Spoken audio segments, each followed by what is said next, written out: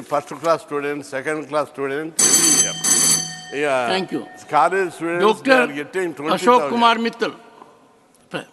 Thank you, sir. Thank you. आदरणीय सभापति महोदय, 5 minutes. सर, कि आज आपने मुझे constitution scheduled tribes order amendment bill 2024 और and constitution scheduled caste and scheduled tribes order amendment bill 2024 पर बोलने का मौका दिया।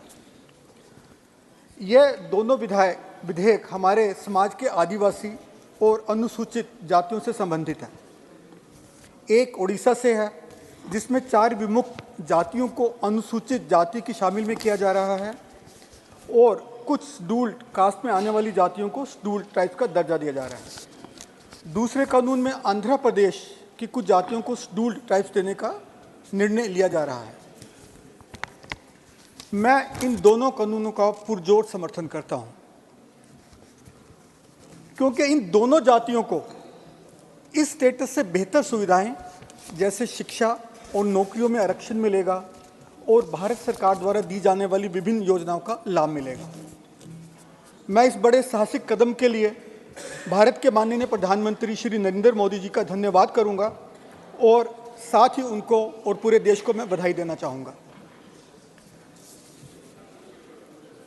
हम सभी गर्व के साथ कहते हैं कि हमारी महामहिम राष्ट्रपति जी आदिवासी समाज से आती हैं और इसलिए हमें ज़्यादा ज़रूरत हो जाती है कि हम आदिवासी समाज के विकास के लिए अधिक से अधिक पॉजिटिव कदम उठाएं और अपने आदिवासी भाई बहनों की संस्कृति को अटूट हिस्सा बने। और हम ये बात भी करते हैं, जब एनवायरनमेंट कंजर्वेशन और लविंग मदर अर्थ की बात हम करते हैं, पर इससे अच्छा उदाहरण हमारे आदिवासी भाई ही हैं और कोई नहीं हो सकता, जो हमारे जंगल और एनवायरनमेंट को प्रोटेक्ट करने में भी हमारी मदद करते हैं। हमारे आदिवासी समाज का हमारे स्वतंत्रता संग्राम में भी बहुत बड़ा योगदान रहा है, चाहे वो बिरसा मुंडा जी हों या अल्लूरी सीताराम राजू या तिलक मांझी हों। मैं इस बिल का समर्थन करते हुए आदिवासी समाज के लिए कुछ सुझाव देना चाहूँगा। उससे पहले मैं फिर हमारे माननीय प्रधानमंत्री श्री नरेंद्र मोदी जी का धन्यवाद करूँगा कि उनके नेतृत्व में भारत सरकार ने इस वर्ष आदिवासी मंत्रालय का बजट 13,000 करोड़ कर दिया है।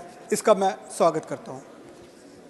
लेकिन हमारे आदिवासी समाज का लिटरेसी रेट आज भी सिर्फ 59% है, जो नेशनल एवरेज यानी 73% से कम है। आदिवासी समाज हमारी जनसंख्या का 8 से 10% है, लेकिन हमें एजुकेशन डेवलपमेंट उनमें कम है और उसे सुधारने की ज़रूरत है। दूसरा मुद्दा है ट्राइबल हेल्थ का। आज आदिवासी समाज में 13% लोगों को डायबिटीज़ है, 25% लोगों को ब्लड प्रेशर है, क्योंकि वहाँ डॉक्टर्स की कमी है। तो मैं चाहूँगा उसकी सुविधा के बारे में भी ध्यान दिया जाए। एक अन्य मुद्दा आता है फेक सर्टिफिकेट का, जिससे हमारे आदिवासी भाइयों को, जेन्युइन आदिवासी भाइयों के अधिकार छीन जाते हैं और गलत लोग उसका इस्तेमाल करते हैं। तो मैं सरकार से निवेदन करूँगा कि उस पर भी ध्यान दिया जाए। अंत में मैं उड़ीसा और आंध्र के आदिवासी समाज के लोगों को बधाई देता हूँ कि उन्हें आज एक नया दर्जा मिलने जा रहा है। और मैं सरकार से निवेदन करूंगा कि जो हमारे नॉर्थ ईस्ट के आदिवासी भाई हैं, उनके बारे में भी थोड़ा सरकार सोचे और उन्हें भी बेहतर दर्जा देने की तरफ कोशिश करे। धन्यवाद। Thank you. Shri Binoy Viswam sir, 2 minutes, but I'll give you 5 minutes. Thank you. This 2 minutes is really